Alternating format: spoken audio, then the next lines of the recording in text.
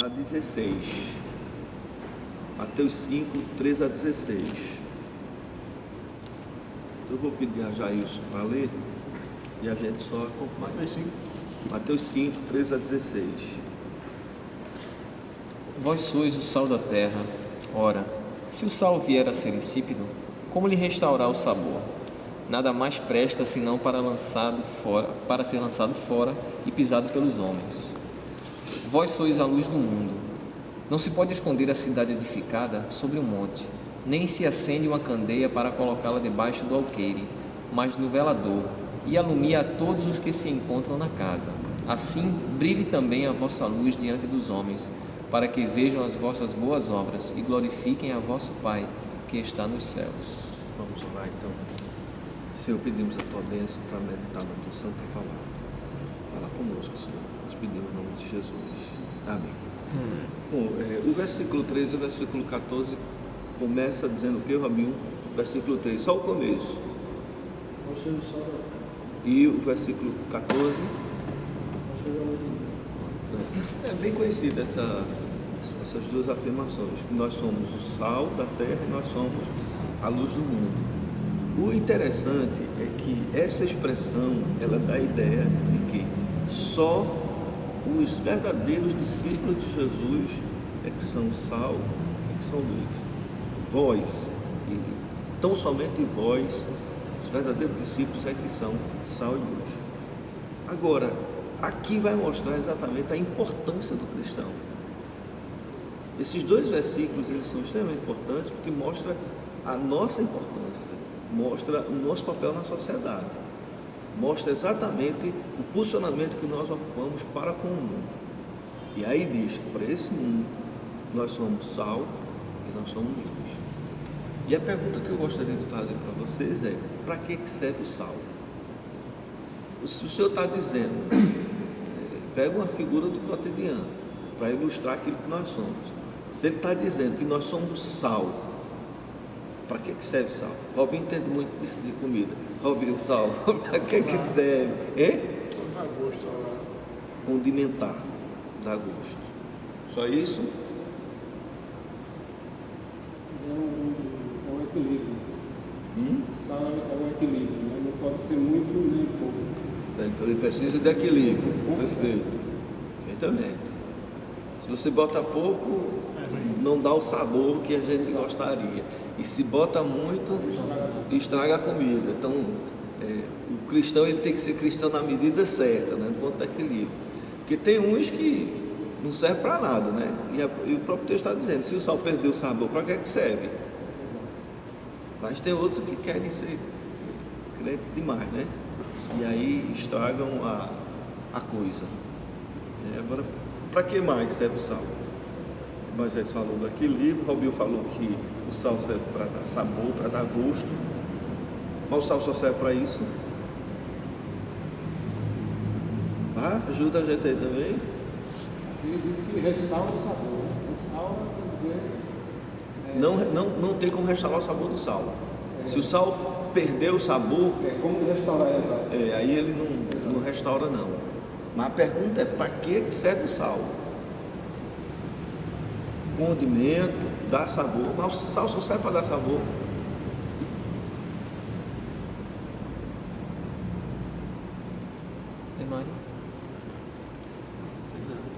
Mas eu vou ter que então. Até então, pensando na base da cozinha. Mas ainda continua dentro desse aspecto. Dê uma dica aí, pastor. Uma outra finalidade do sal. Quando você bota muito sal numa carne, serve para quê? Não é para você assar, mas para conservar. Conservar, perfeitamente. Então o sal tanto serve para dar sabor como serve para conservar. Aí vamos trazer para a meta. Se a Bíblia diz que nós somos o sal desse mundo, então o que é que a Bíblia está querendo dizer que nós somos? Nós somos as pessoas que devem dar sabor à vida do próximo, dar sentido à vida delas. E a nossa vida também deve ter uma ação de fazer com que esse mundo, a vida das pessoas não se estrague, não apodreça. não venham a entrar no caos existencial. Então a gente olha, tem tantas pessoas que perderam o sentido de viver, não é verdade? Estava essa semana conversando com uns amigos e eles contando, um amigo contando de alguém muito rico mesmo, menino com 20 e poucos anos, morava num apartamento na beira dali da Vila Boa Viagem e simplesmente, sem mais, sem menos, terminou de assistir o jogo, até o jogo de Santa Cruz. Santa Cruz ganhou e ele se jogou no apartamento e morreu. Ou seja, de tanto dinheiro, tantos bens, mas isso não trouxe a satisfação, não estava mal. E a Bíblia diz que nós aqui, a nossa vida, as nossas ações devem levar as pessoas a esse sentido de viver. Então, veja a importância que nós temos. Agora, como Moisés falou, na medida certa, se nós temos uma vida cristã equilibrada, correta, em harmonia com a palavra de Deus, nós vamos ser abençoadores dessas pessoas. Tem muita gente aí que perdeu o sentido de viver, se envolvendo com drogas, acabando com a vida, se envolvendo com prostituição. A vida está toda confusa. Então, nós é que somos instrumentos de Deus, que a Bíblia diz, e somente nós, para levar paz, para levar salvação, para levar restauração. E isso a gente leva através do nosso testemunho, principalmente, levamos através da mensagem, levamos através do louvor. O louvor é um grande instrumento de transmitir uma salvação para essas pessoas. Então veja só a importância que nós temos. Mas não para por aí não, né? Diz que nós também somos luz. Para que serve luz? Iluminar. Basicamente para iluminar.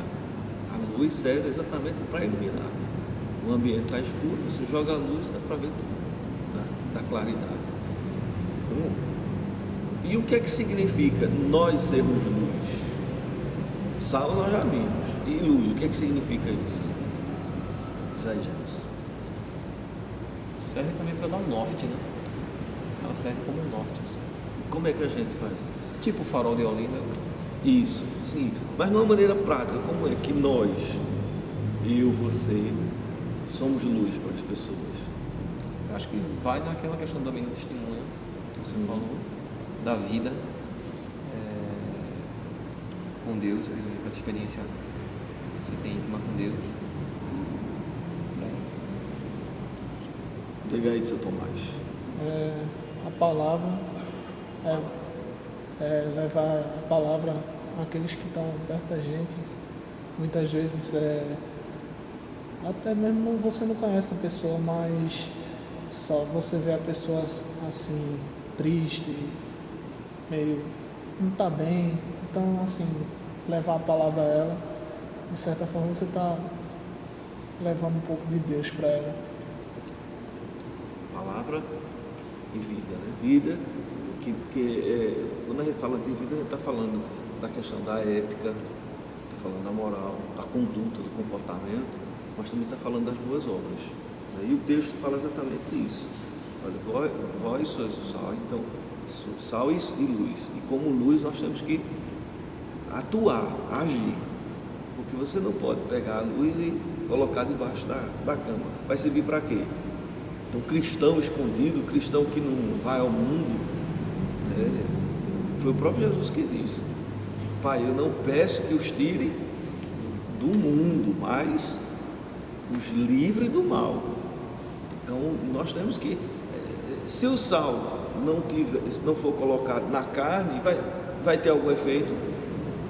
Se o cristão não estiver no mundo, vai ter algum efeito. O problema é que, às vezes, as pessoas, os cristãos, vão para o mundo, convivem com as pessoas do mundo e acabam se deixando influenciar por elas, absorvendo a vida delas, o comportamento delas. Perdeu o sabor, perdeu a luminosidade. Quase 80% dos cristãos que terminam o ensino básico e vão para a universidade se desviam da fé, ou se desviam ou enfraquecem na fé. Quase 80%.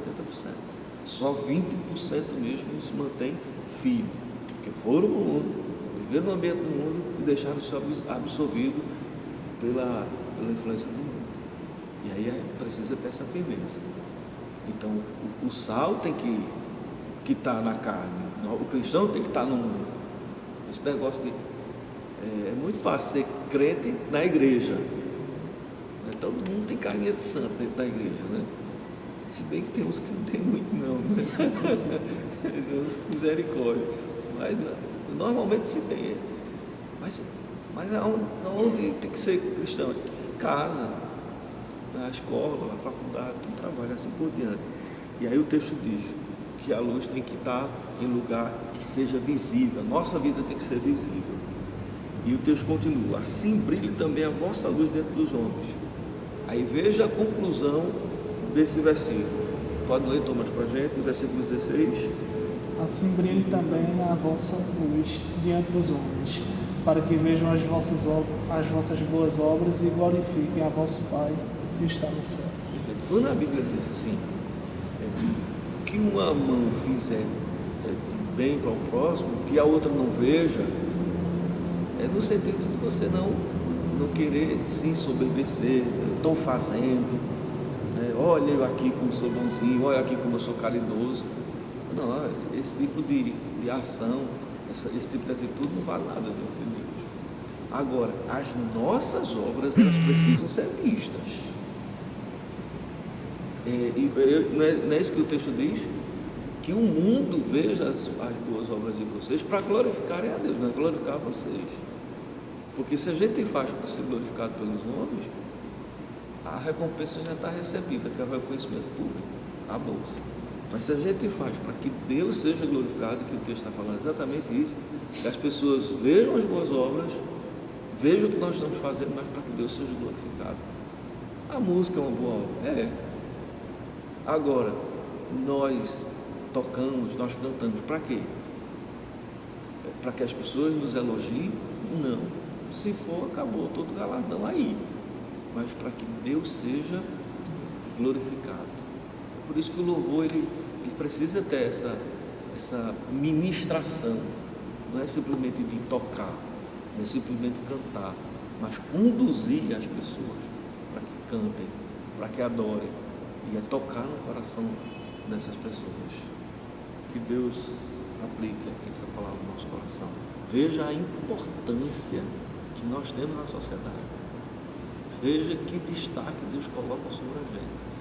A responsabilidade de apontar o caminho para a sociedade que está aí totalmente desnorteada é nossa.